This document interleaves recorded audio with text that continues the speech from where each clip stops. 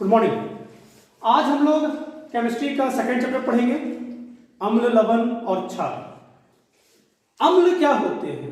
तो अम्ल के बारे में मैंने लिखा है कि अम्ल स्वाद में खट्टे होते हैं, वो विषैले होते हैं, वो हाइड्रोजन मुक्त करते हैं। हम लोग ऐसे बहुत सी चीजें जो खाते हैं जो स्वाद में खट्टा होता है, वो अम्ल की श्रेणी में आते हैं।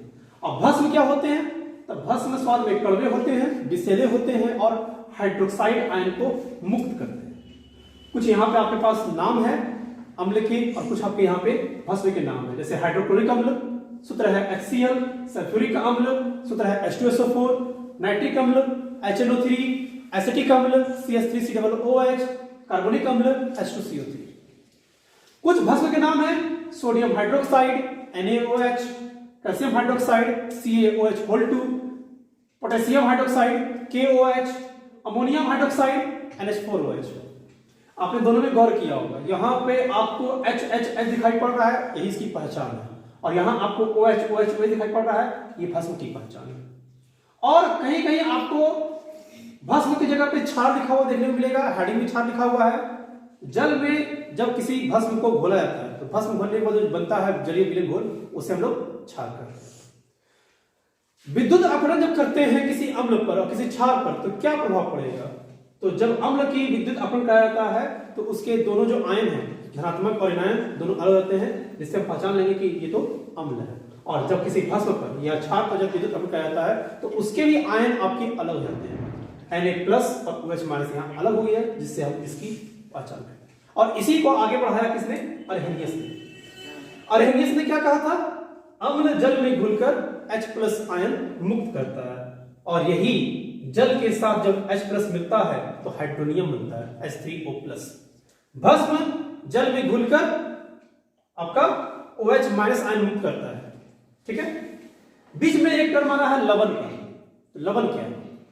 तो लवण जब इस अम्ल को और इस क्षार को जब आपस में मिलाया जाता है तो अम्ल और क्षार आपस में मिलने के बाद लवण देता है। जैसे उदाहरण देख रहे हैं, यहाँ एक अम्ल है और यहाँ एक क्षार है, दोनों मिलकर लवण और जल दिया, और इसी अभिक्रिया को उदासीनीकरण अभिक्रिया, न्यूट्रलाइजेशन रिएक्शन दिया। दैनिक जीवन में हमारे पास कुछ अम्ल के नाम हैं, आप उन्हें देख सकते हैं। सिरका को एसिडिक अम्ल कहते हैं, लैक्टिक को हम लोग दूध में हम लोग लैक्टिक अम्ल पाया जाता है, टमाटर में ऑक्जेलिक अम्ल पाया जाता है, सिट्रिक संतरा में सिट्रिक अम्ल पाया जाता है, और भी है, आप इसे देख सकते हैं।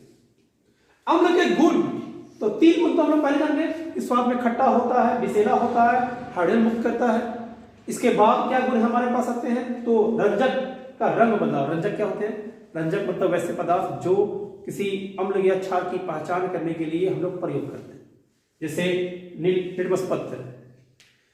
लिटमस पत्र 2 तरह का होता है, नीला लिटमस और लाल लिटमस। तो जब नीला लिटमस पर हम जब अम्ल डालेंगे तो वो लाल हो जाता है, लेकिन लाल पे डालेंगे तो कोई प्रभाव नहीं पड़ेगा। हल्दी पीला होता है, अम्ल डालने के बाद पीला हो जाएगा, कोई प्रभाव नहीं पड़ेगा। चुकंदर जो लोग खाते हैं, चुकंदर लाल होता है और उसमें उसके लाल होना ही रहता है हमेशा, उस पर कोई प्रभाव अम्ल का नहीं पड़ता। कुछ यहाँ पे आपको रासायनिक अभिक्रिया दिखा जा रहा है जो अम्ल के गुण हैं। अम्ल धातु के साथ अभिक्रिया करके लवण देगा और हाइड्रोजन गैस मुक्त देगा। अभिक्रिया कहता है कि अम्ल धातु में घुलकर कौन सा गैस मुक्त करते हैं? हाइड्रोजन गैस मुक्त करते हैं। आपके पास यहाँ पे एक समीकरण भी है। अम्ल धातु के कार्बोनेट से अभिक्रिया क्या देगा? धातु के कार्बन में कार्बन होते हैं और ऑक्सीजन होते हैं, तो वो क्या देगा? कार्बन डाइऑक्साइड गैस मुक्त करेगा। ये भी आपको रखना है। उदासीनीकरण तीसरी अभिक्रिया हो गई, तीसरा गुण हो गया, जो कि पहले हम लोग बता चुके हैं कि क्या होता है, जो कि इसकी प्रॉपर्टी में आ जाएगा। उसके बाद धातु के ऑक्साइड अम्ल से अभिक्रिया करके क्या देंगे? तो धातु के ऑक्साइड जब अम्ल से अभिक्रिया करते हैं तो लवण में बदल देते हैं। तो पहले कह चुके थे कि अम्ल जब किसी ऐसे चीज से अभिक्रिया करके लवण दे तो उसमें क्षार होता है। तो धातु के जितने भी ऑक्साइड होते हैं वो क्षारीय होते हैं। एग्जाम में क्वेश्चन बनेगा कि क्षारीय धातु ऑक्साइड क्षारीय क्यों बनते हैं, तो वहां कहेंगे ये चीज कि धातु ऑक्साइड जब किसी अम्ल से अभिक्रिया करते हैं तो लवण में जल देते हैं, अर्थात अम्लता को दूर करते हैं, इस कारण से वो क्षारीय होते हैं। इसके आगे आते हैं भस्म के गुण। तो रंजक के रंग में बदलाव ये भी करेगा। 3 गुण वहां भी हमारे पास है, स्वाद में कड़वा होता है, विषैला होता है और हाइड्रोक्साइड आयन मुक्त करता है। उसके बाद आते हैं तो लाल लिटमस को नीला कर देगा, हल्दी जो कि पीला होता है उसे वो लाल कर देगा, चुकंदर जो कि लाल होता है उसे हल्का पीला कर देगा, इस प्रकार से। उसके बाद भस्म जब धातु से अभिक्रिया करेगा तो लवण देगा, इसे यहाँ देख सकते हैं। उसके बाद उदासीनीकरण अभिक्रिया इसी के अंतर्गत आ जाता है। और अगला अधातु के ऑक्साइड तो जब हम किसी छात्र में क्या करेंगे तो लवण और जल देगा, जैसे यहाँ उदाहरण देख रहे हैं। तो इस प्रकार से हम कहते हैं कि अधातु रसायन कैसे होते हैं, अम्लीय होते हैं। प्रबल और दुर्बल अम्ल क्या होता है? प्रबल और दुर्बल नाम से मालूम पड़ा कि एक मजबूत होगा, एक कमजोर हो जाएगा। तो जो पूर्णतः जल में घुल के आयनित हो गए, खूब ज्यादा मात्रा में H+ दे दिया, तो वो होगा क्या आपका प्रबल। और जो जल में घुलकर पूर्णतः आयनित नहीं होते हैं, अपूर्ण रूप से होते हैं, वो आ जाएगा आपके दुर्बल में। पीएच स्केल पर देखा जाएगा तो देखेंगे कि 0 तरफ जो होगा वो आपका प्रबल होगा और 7 तरफ जो होगा वो दुर्बल होगा। और यहाँ पे हमारे पास जैसे जैसे हम इधर की ओर बढ़ेंगे तो दुर्बलता बढ़ेगी, ऐसे बढ़ेंगे तो प्रबलता बढ़ेगी। प्रबल क्षार और दुर्बल क्षार का भी उदाहरण आप इस लगा सकते हैं कि जो पूर्णतः आयनित हुए वो आपके हो जाएंगे प्रबल क्षार, और जो अपूर्ण रूप से आयनित हुए वो आ जाएगा दुर्बल क्षार बन जाएंगे। जैसे कैल्शियम हाइड्रोक्साइड और इधर NaOH का दुर्बलता या प्रबलता को दिखला रहा है। इसके बाद आते हैं, क्योंकि पीएच के बारे में मैंने पहले जिक्र कर दिया, तो पीएच मान क्या होता है? Power of hydrogen, P for power and H for hydrogen.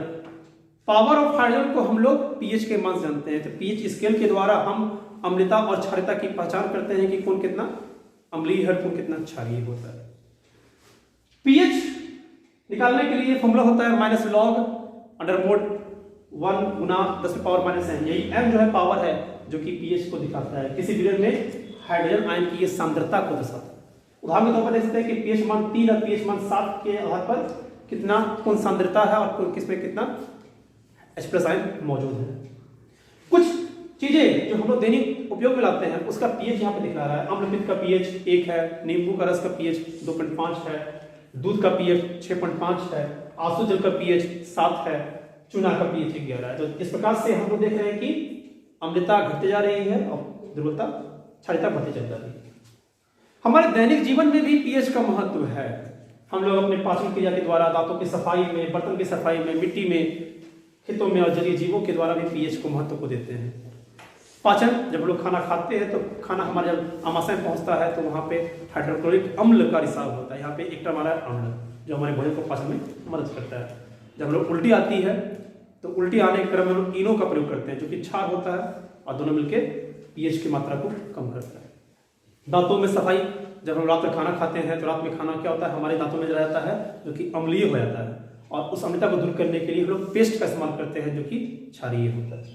बर्तनों की सफाई के लिए भी हम लोग इमली का प्रयोग करते हैं या तो फिर नींबू के रस का प्रयोग करते हैं, जिससे हमारा बर्तन बिल्कुल साफ हो जाता है। खेतों में जब हम लोग उर्वरक का छिड़काव करते हैं तो वो उर्वरक अम्लीय होते हैं और उसकी अम्लता को दूर करने के लिए हम लोग चूना का प्रयोग करते हैं। जलीय जीव, जब खेतों के से जो उर्वरक पानी में जाके प्रभावित होता है तो पानी में अम्लीय होता है, जिससे कि हमारे जलीय जीव की जो जिंदगी होती है वो प्रभावित होती है। लवण क्या हो गए? लवण के 3 प्रकार हमारे पास। लवण क्या हो गए? पहले बता चुके हैं कि जब अम्ल और भस्म मिलता है तो लवण और क्षार बनता है। अम्ल के 3 प्रकार, सामान्य लवण, अम्लीय लवण और क्षारीय लवण। सामान्य लवण वह होंगे जिससे पूर्ण से अम्ल लवण ही होंगे। अम्लीय लवण वह होंगे इसमें अम्ल की मात्रा होगी। मैं देख रहे हैं सोडियम हाइड्रोजन सल्फेट, बीच में H है जो कि अम्लता को दर्शा रहा है इसकी। और क्षारीय लवण वह होंगे जिसमें बीच में OH है, जैसे आपको लिखा हुआ है भास्मिक नाइट्रेट, ठीक है, PbOH। हमारे पास कुछ उपयोगी लवण के नाम हैं, उन उपयोगी लवणों को हमको समझना होगा। पहला लवण है NaCl, दूसरा आपका है कास्टिक सोडा NaOH, तीसरा है सोडियम कार्बोनेट Na2CO3.10H2O, जिसे हम लोग धोने वाले सोडा को जानते हैं। अगला है सोडियम बाइकार्बोनेट NaHCO3, इसे सोडियम हाइड्रोजन कार्बोनेट में कहते हैं। खाने वाले सोडा या बेकिंग सोडा के रूप में प्रयोग किया जाता है।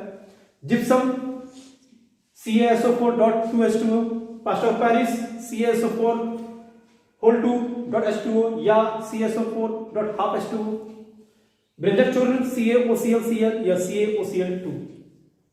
ये सारे कुछ लवण हो गए जिसे हम लोग दैनिक जीवन में प्रयोग करते हैं।